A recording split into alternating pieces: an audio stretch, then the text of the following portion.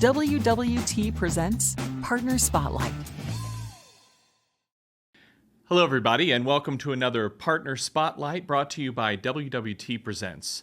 My name is Nate McKie, and I am the Vice President of Engineering Services Center of Excellence at Worldwide Technology, and I'm thrilled to share with you an insightful conversation that I had with NVIDIA's VP of Enterprise AI, Justin Boitano, about how you can leverage NVIDIA NIM Agent Blueprints to accelerate your AI journeys.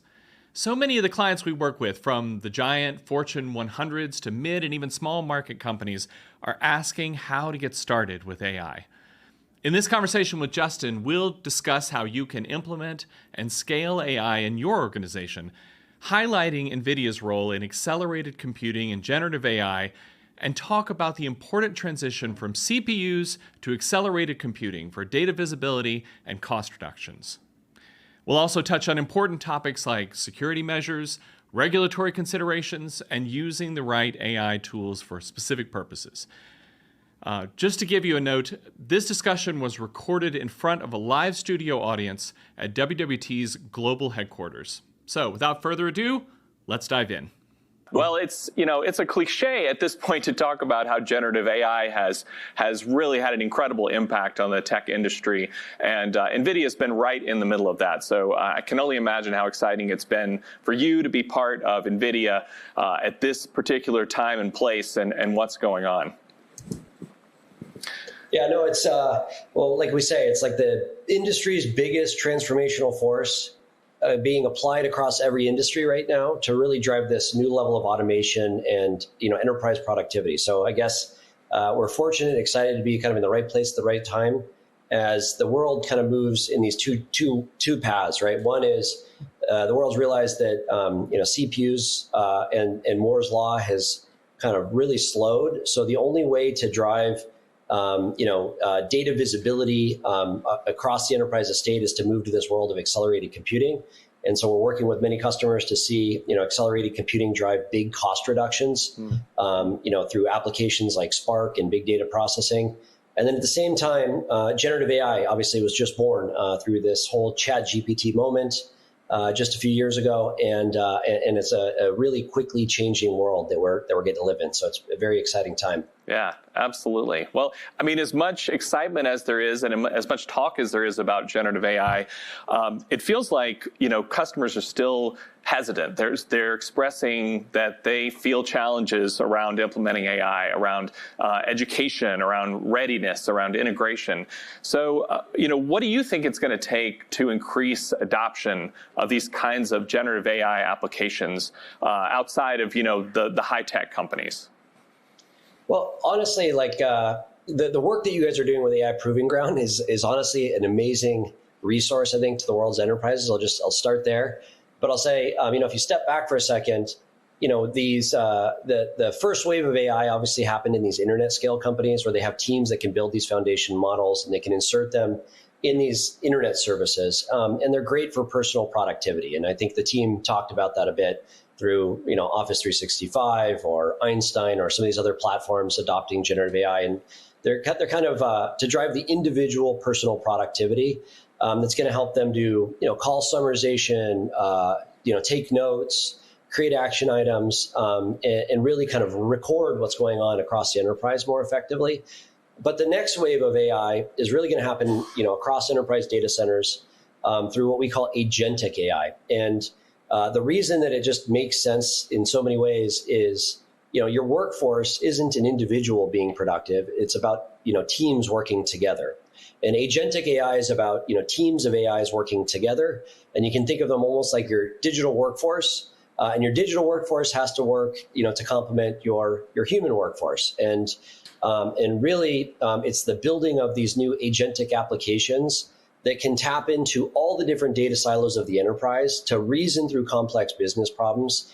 That's going to help really accelerate and automate, innovation across enterprises to bring new products to market faster, to find innovative solutions to engineering design challenges. And so that's really kind of the next wave that we're all entering on here together, and why we're excited to be here with you guys today. Yeah. Exactly. Yeah, it's exciting what's going on with the agentic movement in AI. I think there's still this kind of sense that this stuff is complex. It's hard, maybe scary, too difficult for us. We're not sure what we need to do. And I know NVIDIA earlier this year rolled out what you call NIM, and with the idea of trying to make implementing these capabilities easier for these kinds of organizations. Can you talk a little bit about NIM and where it fits into this evolution? Yeah, I mean, I think the realization came, basically last year, right? Companies like Meta with Llama 2 really changed the entire nature of the market by having these open model weights. But the open model weight isn't sufficient, obviously, for running them in production. And so what we realized as an acceleration company, one of the big values that we could provide is really performance optimizing those open models so that customers can get 2 to 5 times better token efficiency, running on our accelerators versus just using, the open source model with open source runtimes. Now that has obviously real cost savings implications to how much GPU infrastructure you need. So we thought, that's the easy place to start to help the world's enterprises. And so these NIMs, we work with all the model builders in the world, and the reason for doing it is obviously to provide choice too. Depending on what you're trying to connect to, what business systems, what you're trying to understand, there might be different reasons to start with different models. So we want to provide as many modalities to customers as possible that result in these performance optimizations to give you the best efficiency on our hardware. Yeah, that's fantastic. And, there's so many ways that you can customize and work with models, and having some idea, someone come along with that expertise and say, this is going to help you make sure that you're getting the best experience from using this on this hardware, I think is really incredibly helpful. So, we got a chance to use these NIMs when we developed the digital human that we had at a recent conference. Got an opportunity to see how all these fit together, how you can use, not only that capability of being able to render humans and have it talk in, text to speech kind of thing, but also the language translation that goes along with that. Seeing how all these fit together is incredible. But, bringing all this together again can, I think, in a lot of ways sound intimidating. How do you find these ways to pull it all together? So I know recently NVIDIA has rolled out these agentic blueprints as a way to help organizations get more capability faster with what they're doing. Can you talk about where the blueprints fit in with all of this? Yeah, and maybe I can give a little bit of context. Obviously, we're a pretty big enterprise ourselves. And when we started with NIMs and we started using them internally, we realized, like many enterprises, there's a myriad of new challenges to get these working for you in production. And so the mental model that we have as we start to think of these agents is we have to think of them as digital employees. They were the models, these open models, were trained on all the world of the internet, but they know nothing about our business. They don't know anything about our culture, our value, how we make historical business decisions. And so we have to think about how do we onboard them into the enterprise so they can work with our employees. Just like when we onboard, new college grads, they've got to learn a lot to be, really productive product managers and engineers within our companies, right? And so the way that we do that is really through what we call a data flywheel. And what you want to do is obviously know what are the business outcomes you're trying to drive, and then build your first versions of the application with known good questions and answers, and you put them in production. As soon as these applications are in production, they're interacting with your employees, they're interacting with your customers, and you can get their feedback instantly, right? And you can start to use that feedback, and you take it through a process of fine tuning and evaluation, and potentially guardrailing before you put the application back in production. And it's this continuous learning cycle of training and refining these digital employees. And so NEMO is our framework for fine tuning that really enables this flywheel. And these generative applications that are customized then, obviously can be super productive members of your company. And so what we wanted to do was take and I'll say package that learning to make it easier for other enterprises to get these digital employees into production through what we call NIM Agent Blueprints. And so, as you mentioned, just a few weeks ago, we announced our first NIM Agent Blueprints. This is really our commitment to keep identifying, areas where these blueprints can be, productive digital employees to help you transform your organization. One of the first ones that you guys mentioned was our digital human for customer service, and we see every industry benefiting from putting these agents to work in customer service, whether either customer facing or internal customer support agent facing. But we've also have agent blueprints to help bring new document types as knowledge into the digital human. So for PDF retrieval, the world's enterprise documents, your contracts, your sales sheets, your marketing collateral that's like final produced content is all encoded in PDFs. And so you need a way to understand charts and graphs and different modalities of images and text to be able to have these digital humans really think and act like real employees. And then finally, we're also introducing these agent blueprints for different industries like drug discovery. And so we introduced an agent blueprint that helps look at how do you simulate proteins, how do you simulate molecules, how do you simulate the docking of a molecule to a protein to help medicinal chemists do the same thing of providing their years of understanding of what might work in labs earlier in that simulation phase, guide these models and really sort of shorten the time to production of new drugs to help cure new diseases. So there's a lot of ways that generative AI can speak these other languages like biology, in addition to speaking human languages like through text and voice. Yeah. I like that concept of your digital employees. Where do you see these blueprints going? Like what I assume you've got others in the hopper that you're working through. What other areas are you hoping that you can cover with blueprints in the future? Yeah, so we are going to have almost a monthly cadence of these coming out, and we have versions. So first, the digital human is going to keep getting better and better as we go, and I think the digital human needs to have new modalities and new skills for retrieval. They've got to continue to get better in terms of human understanding. They've got to continue to evolve and get better in terms of reducing the latency of the communication with people.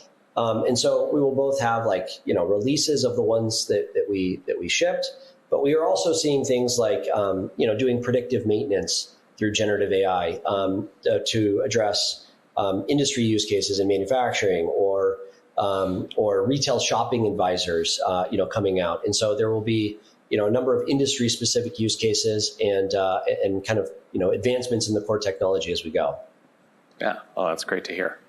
Well, I'm sure, the viewers here are thinking about how they might implement these blueprints, what things look like. And fortunately, Worldwide Technology and our AI Proving Ground has already put forward some labs that allow people to come in and try these blueprints out for themselves. So roll up, a virtual environment, run through the install process, kind of see how this works, and be able to start using them themselves. So what would be your recommendations on how people should use these opportunities to kind of try out these technologies? How would you see that going about? Yeah, I think, so first, I think it's a phenomenal resource, right, to any company to have these proving grounds to be able to bring some of your data into the environment, work with experts, and understand how to tune the application to build these, this digital workforce. Where we usually start in our organization through our IT teams is, the things that they're thinking about is what is my data set? How do I keep that data set fresh? How do I have a flexible architecture that help me sort of, build these? And that's some of the work that we've done through NIMs and blueprints, give a really kind of modular and flexible way to add different models and modalities. And so that's one of the things that would be, phenomenal to experience through this proving ground. And then, really looking at how do I ensure accuracy of the end application, right? And so it's a great opportunity to bring really the questions that you might get through customer service and known good answer data sets as labeled data into these environments so that you can fine tune the models to deliver the business outcomes that are tailored to your industry, your domain language, and speak like your employees would, and really kind of experience that in this AI proving ground. So it's a phenomenal resource, and I'd really recommend. It's the easy place to get started for sure. Yeah, for sure. So once you take the leap and get that blueprint out there and start using it, the journey's not over, right? There's still opportunities for you to continue to enhance it, add to it. These blueprints, they're not static. They're an opportunity for you to get started. Do you think that's fair to say? Oh, of course. Yeah. I mean, really think of these as reference applications that are open, completely open source. They're super modular, so you can plug different modules into them. You can connect to different data sources. You can, and when we say data sources, it's also modalities of new models. And so I expect these to be kind of living applications once you get them running in your enterprise. And you're like every other software thing in your company. Obviously there's going to be maintenance windows and updates and enhancements as you go. And one of those things that gets enhanced over time is the models, like we talked about, through refinement. But the other part is obviously the runtime itself, and making sure, like an operating system, you have maintenance windows to ensure that you've got sort of the application secured as it's running in production, and you maintain that life cycle for security reasons. Yeah, absolutely. Well, good. Well, can you talk about kind of a sample scenario for how you would work with a client who was interested in these blueprints, or what you would recommend, or what kinds of situations are good ones to approach a customer with if Blueprint seems like the right fit? Yeah, I think I say the low-hanging fruit across every industry right now seems to be contact centers and customer service, and I think the reason is obviously we want to kind of delight our customers and make sure that they have a great experience and they don't end up in these long, complex call trees. And so, the digital human's a great place to start for, a new, modern, fresher way to interact with your users. But we have partners and customers that have taken even the digital human off the front end. They connect the retrieval part into a voice system so that if they're taking support calls through a telephony system, like a digital bot, digital agent can reply to users' questions, or it can ask follow-up questions. And so I think in the contact center, it's very ripe for innovation, for business, process efficiency improvements. And we're ourselves running these digital humans through our support centers, and seeing customers being able to resolve questions much faster. I mean, on the orders of going from tens of minutes to seconds. Because it's a multi-turn conversation that's tailored to them, so they can almost, instead of following a normal call tree, they can basically the agent is going to adjust and ask questions based on what the person is sharing with them. So it kind of gets them to that resolution much faster. So I think that's the easy place to start. But we see this in research and development, doing like EDA design, doing like PCB simulation. We have these agents running to do chip design, run system tests for us, doing code critiquing, so you don't have to have code reviews with other software developers. We have them as security agents that do an automated analysis. If there's a security scan that sees a medium or high CVE, it will do the remediation analysis and recommendations to our developers. And so we're employing these all over the company just because of the productivity gains that we get from it. And I think the challenge is always, how do you start with your biggest, most impactful use case? Choose one, and then really focus on working with leaders like yourselves to get those first ones to be successful, so you can kind of build on that success. And you're going to see, every employee across the enterprise is going to see huge efficiency gains if they can, start to tap into these their digital agent, companion workforce, right? And really help them do their jobs faster. Yeah. Well, great. Well, it's exciting to see NVIDIA not only helping us around the hardware needed to support these kinds of applications, but helping build a software ecosystem that makes it easier to get the use out of them that's really going to help drive business forward. So appreciate everything that's happened there. And the partnership that we've had with NVIDIA has just been spectacular as we've begun to explore how to use these technologies and build these new and exciting applications with them. So thanks to you and everybody at NVIDIA for helping us out with that. And thanks a lot for participating in our discussion here today. Well, that does it for this episode of the Partner Spotlight. I want to again thank Justin for taking the time out of his busy schedule to have this important discussion with us. And thank you to our viewers tuning in on WWT.com. If you'd like to learn more about what we talked about, please visit us on WWT.com. We've got lots of great resources regarding NVIDIA NIM's Agent Blueprints, and even more great content on how you can get started with and scale your AI strategies. Feel free to reach out if you have any questions moving forward. Thanks again, and we'll see you next time.